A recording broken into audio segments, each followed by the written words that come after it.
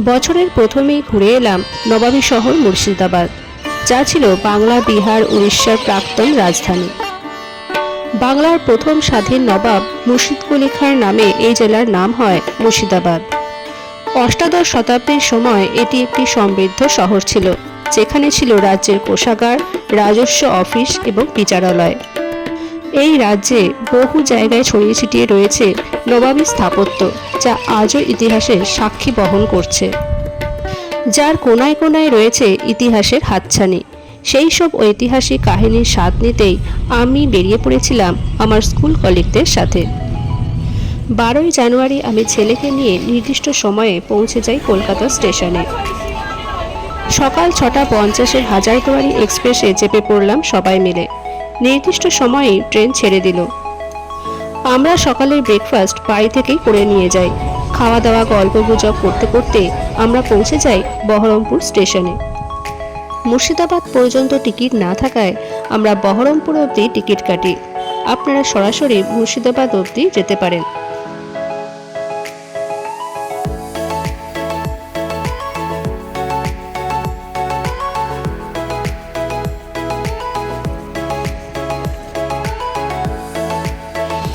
এখান থেকে টোটো করে আমরা পৌঁছে যাই মুর্শিদাবাদ।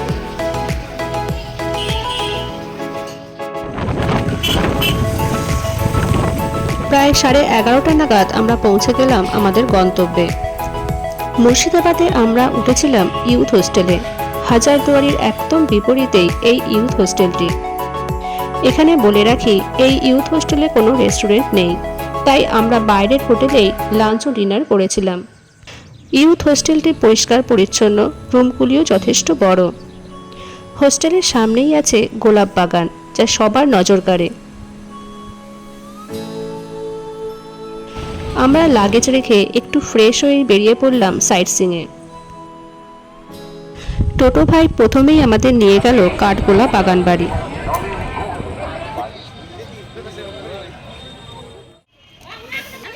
সুবিশাল নহবত গেট পেরিয়ে ঢুকে পড়লাম বাগান বাড়িতে। প্রথমেই চোখে পড়ল স্টেপওয়েল বা ধাপকূপ। এর গঠন ও নকশা বেশ মনোমুগ্ধকর। মনে করা হয় এই ধাপকূপটি ভাগীরথী নদীর সাথে যুক্ত ছিল। এখানে রয়েছে একটি বাঁধানো পুকুর, যেখানে প্রচুর রং বেরঙের মাছ আছে।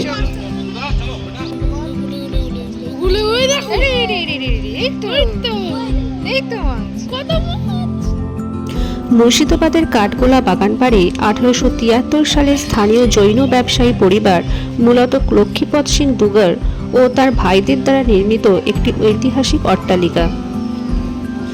প্রায় 250 বিঘা জমির উপর অবস্থিত এই প্যালেস। এর নিজস্ব বাগান, মূল্যবান পেন্টিং, ভাস্কর্য এবং বিখ্যাত জৈন আদিনাথ মন্দিরের জন্য পরিচিত। এখানে বাগানে রয়েছে রং বেরঙের গোলাপ, যা দর্শকদের দৃষ্টি আকর্ষণ করে। মনে করা হয় পূর্বে এই এলাকার আশেপাশে কাঠের গোলাপ বা গুদাম ছিল, যার থেকে এর নাম কাঠগোলা হয়েছে। এই প্রাসাদের ভেতরে রয়েছে প্রচুর মূল্যবান ঝাড়বাতি, আয়না এবং আসবাবপত্র। আদিনাথ জৈন মন্দিরের উল্টো দিকেই রয়েছে একটি ছোট দিঘি, যেখানে বোটিং এরও ব্যবস্থা রয়েছে।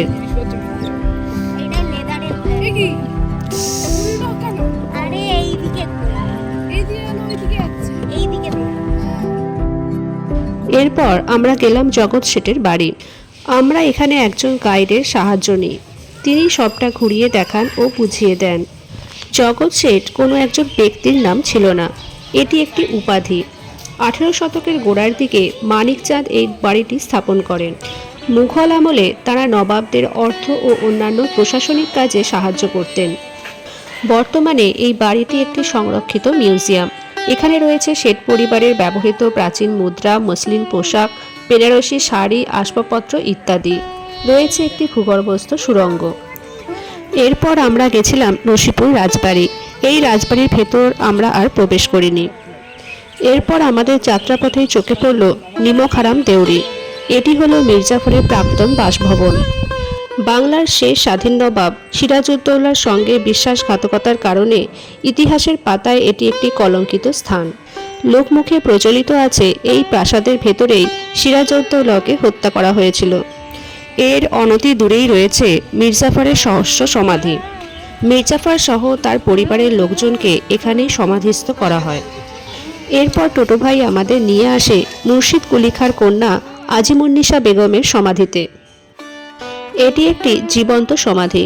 কথিত আছে কঠিন রোগ সারাতে শিশুদের কলিজা খাওয়ার পাপে নবাবের আদেশে তাকে জীবন্ত সমাধি করা হয়। পাপ মোচনের জন্য তার সমাধিটি সিঁড়ির নিচে করা হয়।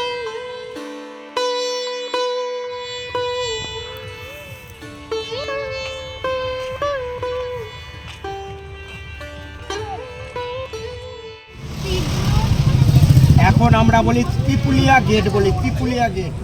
এরপর দিনের শেষে সন্ধ্যা নাগাদ আমরা এসে পৌঁছাই মতিঝিলে।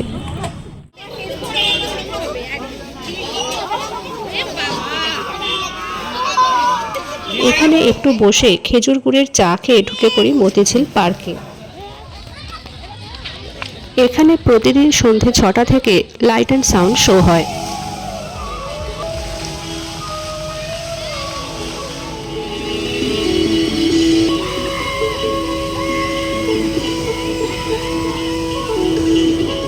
নবাবী আমলে মুক্তো চাষের জন্য এই ঝিলটি বিখ্যাত ছিল।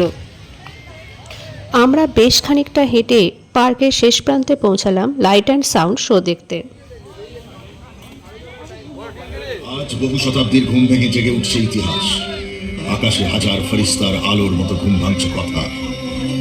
আপনাদের শোনাবো বাংলার ইতিহাসের এক রক্তঝরা সময়ের দাস্তান, যার আঘাত করেছিল সমস্ত দেশের উপর।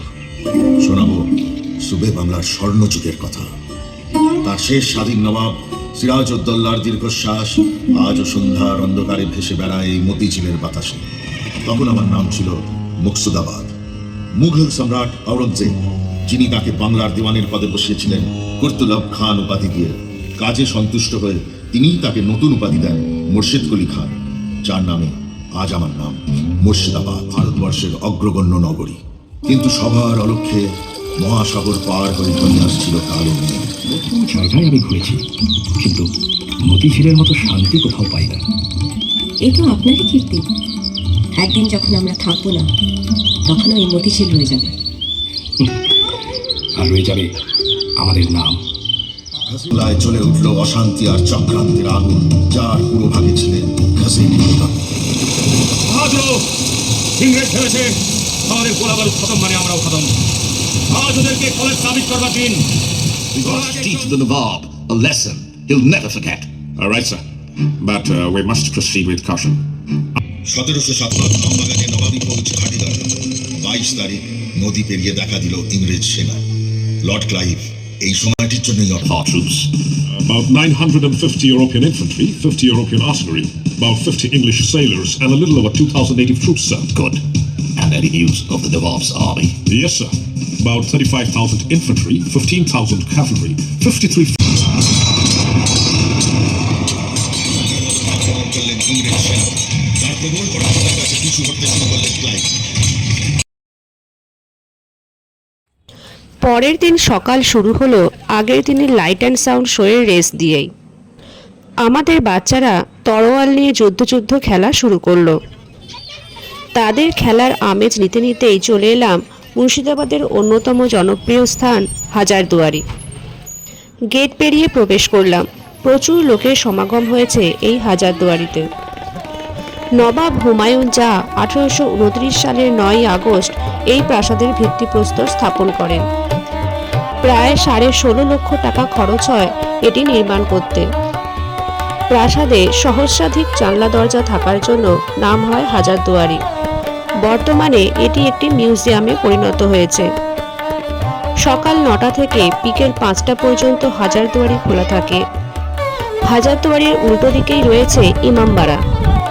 এটি বাংলার বৃহত্তম ইমামবাড়া। আমরা একজন গাইড ঠিক করলাম সবকিছু ভালোভাবে বোঝার জন্য।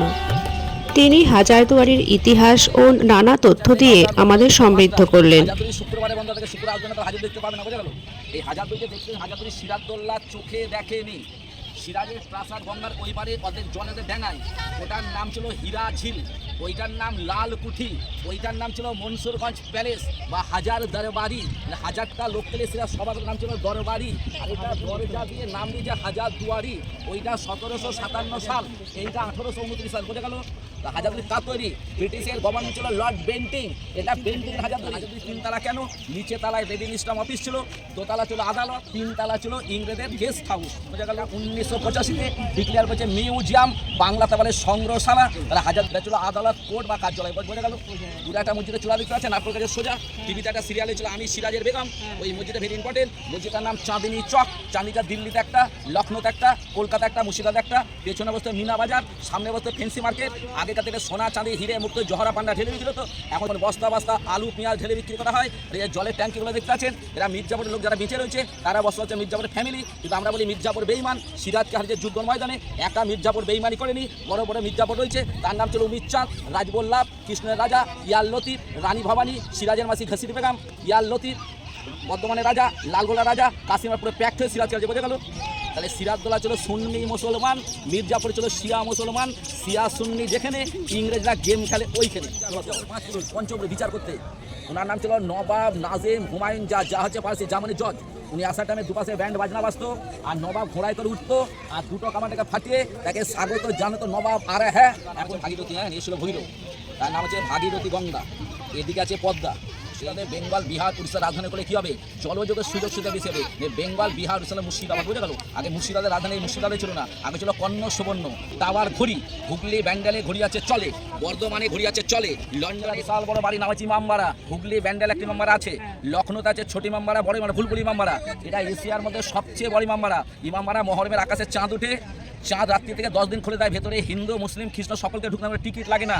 এর মধ্যে কি হয়? দুটো বাচ্চার নাম ছিল হোসেন বা হাসেন, তাই হাই হোসেন বা হাই হোসেনের বুক পিট কাটা হয়। বোঝা গেল? এর মধ্যে রয়েছে সব সোনা চাঁদির আলাম পাঞ্জা তাজিয়া। হাজারদুয়ারির জন্ম হয়েছে 1829, এর জন্ম হয়েছে 1846। আমার নাম আছে বাচ্চাওয়ালি। সামনে আছে জাহান কোষা, বিষ্ণুপুরে আছে দল মাদল, ঢাকাতে ঢাকেশ্বরী। এখানে কামানটাকে বালি চলে কুড়িয়ে পেল।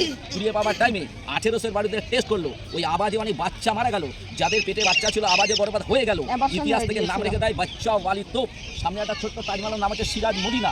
সিরাজদৌল্লার দাদুর নাম ছিল আলিবর্দী খাঁ। সিরাজদৌল্লার মায়ের নাম ছিল আমিনা বেগম। সিরাজদৌল্লার বাবার নাম ছিল মোহাম্মদ জৈনুদ্দিন খান, আর দাদু ছিল আলিবর্দী, মা ছিল আমিনা। আর সিরাজদৌল্লার ভালো নাম মীর মোহাম্মদ মনসুর আলী জাফর খান। এটা 1756 তৈরি করলো। সিরাজদৌল্লার 700 মারা গেল। তৈরি করলো সোনা চাঁদি হিরে মুক্ত জহরা পান্না দিয়ে। ইংরেজ আসছিল, সব লুটে নিয়ে চলে যায়। মুর্শিদাবাদ এক নাম ছিল লন্ডন, এখন মুর্শিদাবাদ আর লন্ডন নেই, পুরো লাইন করে লণ্ঠন লাগিয়ে দিয়েছে। যা ছিল ইংরেজ ঝেড়ে নিয়েছে। এবার ঘরের মধ্যে ঢুকবে, আছে দুটো আয়না। আয়নার সামনে দাঁড়ালে তোমার মুন্ডু দেখা যায় না। হাত আসি মাটির নিচে আসি, আসি আসি। তাহলে এইটা কাঠ, এর তলে জলটা ঠান্ডা মানে কাঠে তো উই পোকা খায় না, ঘরটা ড্যাম খায় না, এই সিস্টেম করে গেলো। তাহলে বাড়িটা তৈরি করতে কত টাইম? 8 বছর। কত টাকা খরচা বলেছিলাম? 16.5 লক্ষ সোনার টাকা।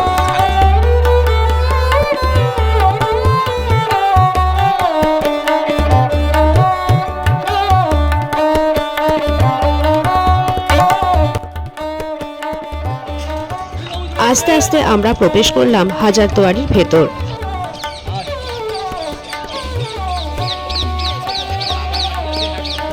মিউজিয়ামের ভেতর ফটো তোলা সম্পূর্ণ নিষিদ্ধ, তাই দুচোখ ভরে ইতিহাসের নিদর্শন ও অতীতের নবাবিয়ানা উপলব্ধি করে বেরিয়ে এলাম হাজারদুয়ারি থেকে।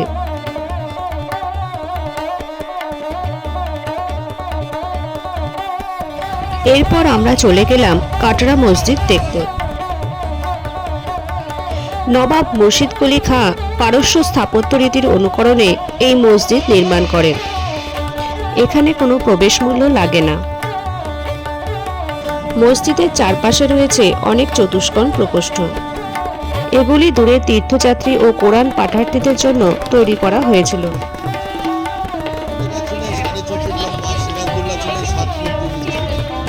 সিরাজউদ্দৌলা 7 ফুট 3 ইঞ্চি লম্বা ছিল। এখানে আমরা একজন গাইড ঠিক করি, যিনি পুরো মসজিদটি ভালোভাবে ঘুরিয়ে দেখান ও তার কাছ থেকে অনেক অজানা তথ্য আমরা জানতে পারি।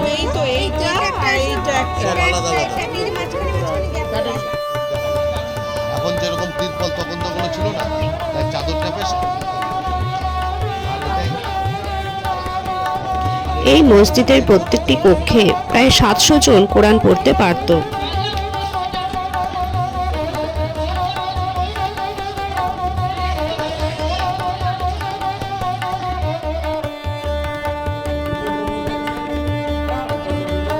এই মসজিদের অপূর্ব স্থাপত্যকীর্তি দেখতে দেখতে আমরা পৌঁছে গেলাম মুর্শিদ কুলি খাঁর সমাধিস্থানে। এই মসজিদে 14টি সিঁড়ির নিচে রয়েছে মুর্শিদ কুলি খাঁর সমাধি। 5 গম্বুজ ও 4 মিনার বিশিষ্ট মসজিদের 3টি গম্বুজ ও 2টি মিনার ভূমিকম্পে ধূলিসাৎ হয়ে যায়। ওনার কাছে দাওন হিসাবে কাজ করতেন, মানে ট্যাক্স আদায় করতেন আর পাঠাতেন। তখন এখানকার রাজধানী কোথায়? এই বাংলাদেশ, ঢাকা শহর। আর এই ঔরঙ্গজেবের কিন্তু নাতি ছিল, ওনার নাতির সাথে এই নবাব মুর্শিদ কুলি খাঁর কোনো বিষয়ে রাগারাগি হলে এই মুর্শিদ কুলি খাঁ বিরক্ত হয়ে নিজে এবং নিজের বিশ্বাস্তর কর্মচারীগুলো ওইখান থেকে এখানে নিয়ে এসে নিজের ব্যবসা শুরু করেছিলেন। তখন কিন্তু এই জেলার নাম মুর্শিদাবাদও ছিল না এবং ইনি নবাবও হননি।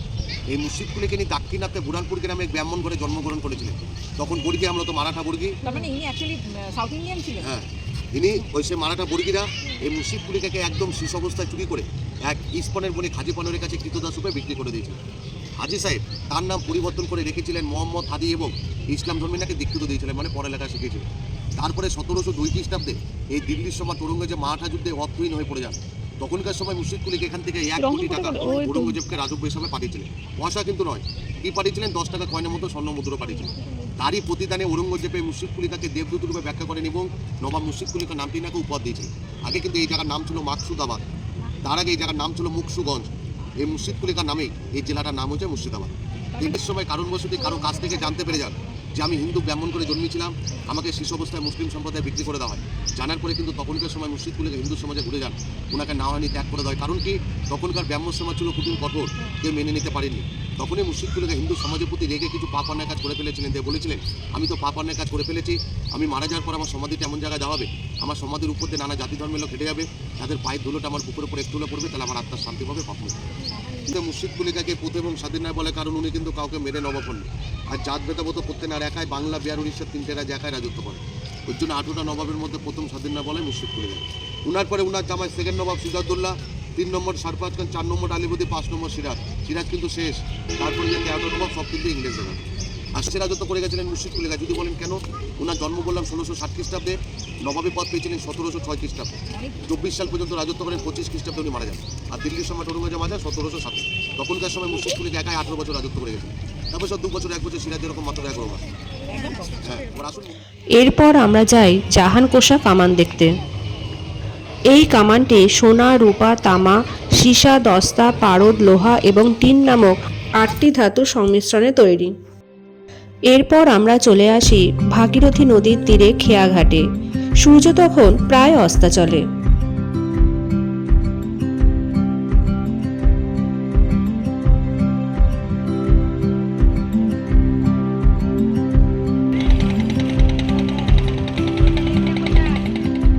টোটো, অটো, বাইক সমেত নদীর খেয়া পারাপার দেখতে দেখতে আমরাও উঠে পড়লাম আমাদের নির্দিষ্ট নৌকায়।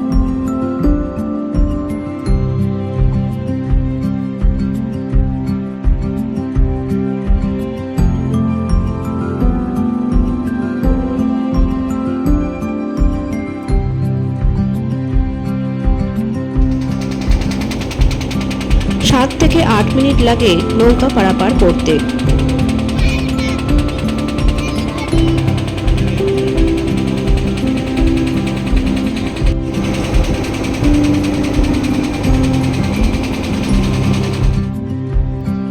ওপারে পৌঁছে টোটোয় করে পৌঁছে গেলাম খোশবাগ। নবাব আলীবর্দী খাঁ তার মায়ের মৃত্যুর পর এখানে এই সমাধি ভবনটি নির্মাণ করেন। পূর্বে এই সমাধি ভবন সুগন্ধি নানা ফুল গাছ দিয়ে সাজানো ছিল। খুশবুবাগ থেকে বর্তমানে জায়গাটির নাম খোশবাগ হয়।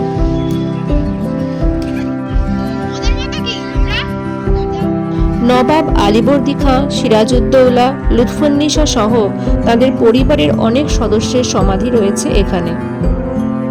সবথেকে উল্লেখযোগ্য বাংলার শেষ স্বাধীন নবাব সিরাজউদ্দৌলার সমাধি।